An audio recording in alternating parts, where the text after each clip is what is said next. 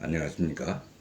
면역력을 높이는 방법 10가지, 면역력을 높이는 방법 10가지를 여러분에게 완전 정리해서 공유하도록 하겠습니다. 우리가 남녀노소 할 것 없이 건강에 대한 관심은 가장 많은 것 아닌가.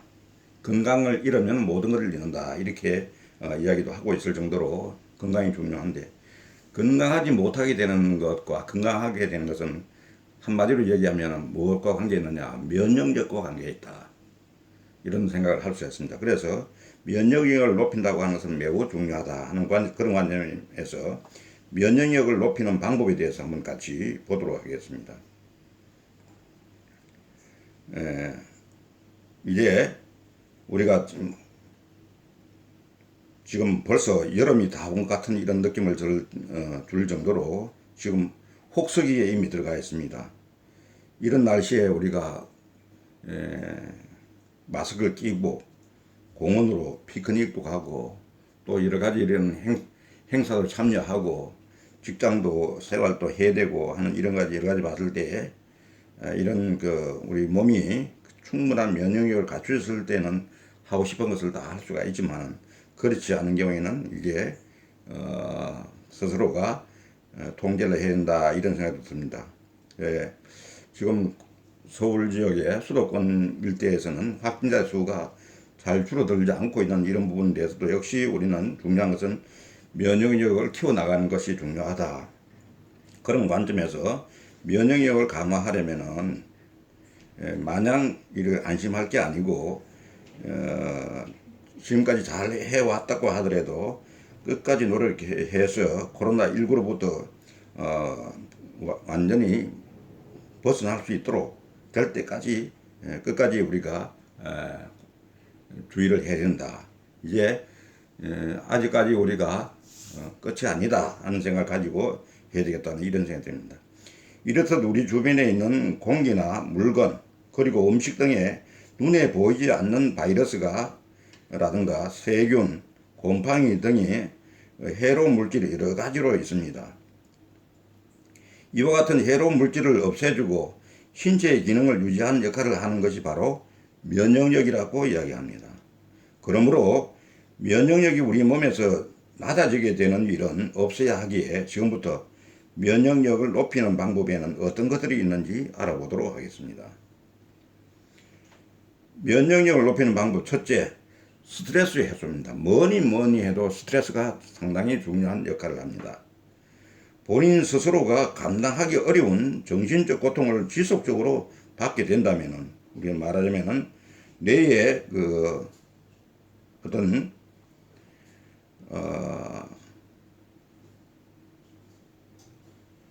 우리가 뇌를 우리가 견딜 수 없을 정도로 자극이 되고, 또 스트레스 호르몬이 방출하게 되는 그런 상황으로 해서 이런 호르몬은 각종 문제의 원인으로 이렇게 작용하게 되게 되어 있습니다. 어떤 원인으로 작용하냐? NK세포, 면역력 관련 세포의 활성도가 낮아진다 하는 것과 림프구가 증식되는 것을 억제한다, 항체 생성이 줄어든다 하는 이런 쪽으로 작용이 되게 되어 있습니다. 그리고 면역력을 높이는 방법 두 번째는 충분한 숙면이 중요하다는 얘기입니다. 충분한 숙면을 취하지 않을 경우에는 NK세포, 다시 말하면 면역력 관련된 세포의 수가 급격하게 떨어지는 결과를 보여준다고 합니다. 이로 인해서 여러 가지의 면역 세포의 수는 물론이고 활동성까지도 낮추게 합니다. 숙면을 취하게 되는 시간 동안에는 신체의 면역 기능이 더 활발하게 활동하기 때문에 수면이 부족해서는 안 된다고 하는 것입니다. 세 번째는 균형적인 식습관입니다.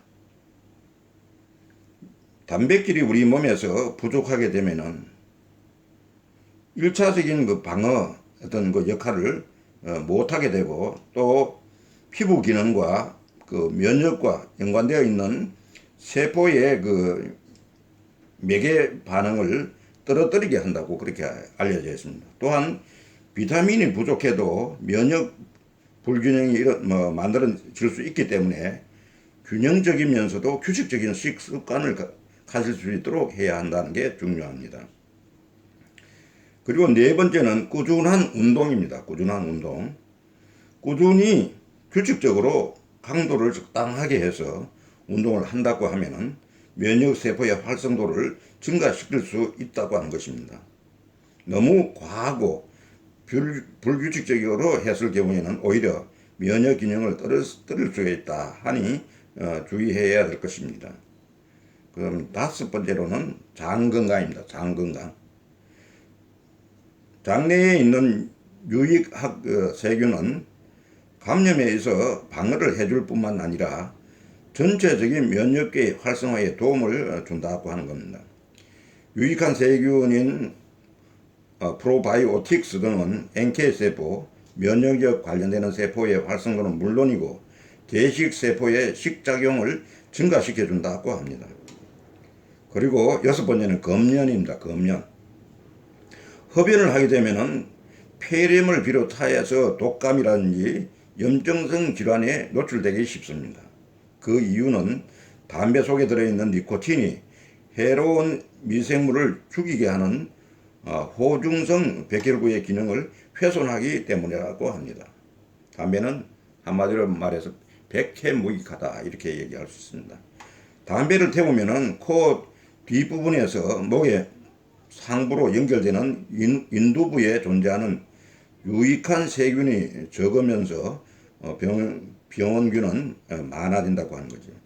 게다가 피부가 감염되며 구강질환을 발생시키는 세균의 수치가 높아진다고 하는 것입니다.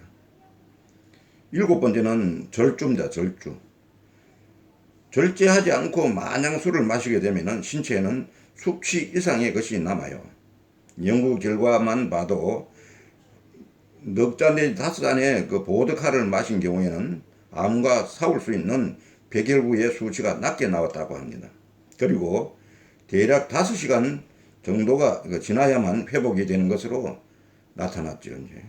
즉 술을 과하게 마시면 세균을 퇴치하는 면역세포는 물론 대식세포의 힘이 약해질 수밖에 없다고 하는 사실입니다. 그 다음에 여덟 번째는 햇볕 보충입니다. 햇볕 보충. 이 비타민 D하고 관련이 있는 것인데 햇볕을 쬐게 되면 비타민 D가 흡수되어 면역 시스템이 균형을 이룹니다. 이로 해서 염증성 장애 질병이나 류마티즘, 관절염, 다발성 경화증의 자가 면역 질환을 예방할 수 있는 세포의 생성을 촉진시킨다고 합니다. 또한 비타민 D는 대식 세포가 나쁜 균을 죽이는 활동을 도와주기 때문에 독감 등의 감염성 질병에 대한 면역력을 높여주기도 한답니다. 아홉 번째는 따뜻한 물 마시기입니다. 저도 따뜻한 물 마시기를 굉장히 강조하는 사람 중에 한 사람인데 따뜻한 물을 자주 마셔주는 습관을 갖는 것도 도움이 될 수 있는데요. 무엇보다 냉수를 마시는 것보다 따뜻하게 마시는 것이 중요한 부분입니다. 냉수는 체온이 떨어지게 하는데 만약 1도의 체온이 떨어진다면 면역은 30% 떨어질 수 있다고 합니다. 여기에 냉수는 혈액순환이나 소화의 기능을 약해지게 만들기 때문에 정말 견디기 힘든 날씨나 아니라면 따뜻한 물을 마시는 것이 좋습니다. 특히 면역력이 쉽게 약해질 수 있는 환절기에 많이 마셔주면 좋습니다. 열 번째는 소리 내서 웃기입니다. 소리 내서 웃기. 스트레스를 심하게 받게 된다면 면역력이 떨어지기도 한답니다. 스트레스를 받게 되는 동시에 신체에서는 신경체계를 지키기 위해서 코르티솔 호르몬을 높게 분비하게 되는데 이때 하지만은 큰 소리를 내면서 웃는다면 신체의 백혈구 수가 증가하게 되고 코르티솔 호르몬 분비가 줄어들기 때문에 면역력을 높여볼 수 있는 것이라고 이야기합니다. 이렇게 말하면은 이 웃음은 가짜로 웃더라도 효과가 있다고 하는 그런 연구 결과도 있습니다. 이렇게 면역력을 높일 수 있는 10가지 방법을 우리가 알아보았습니다. 일상생활에서 어렵지 않게 실천해 볼 수 있는 것들이니까 지금부터라도 내 몸의 면역 기능이 높아질 수 있도록 꾸준하게 실천해 보시면 어떨까 싶습니다. 아무쪼록 큰 건강을 위해서 큰 도움 되시기 바랍니다. 감사합니다.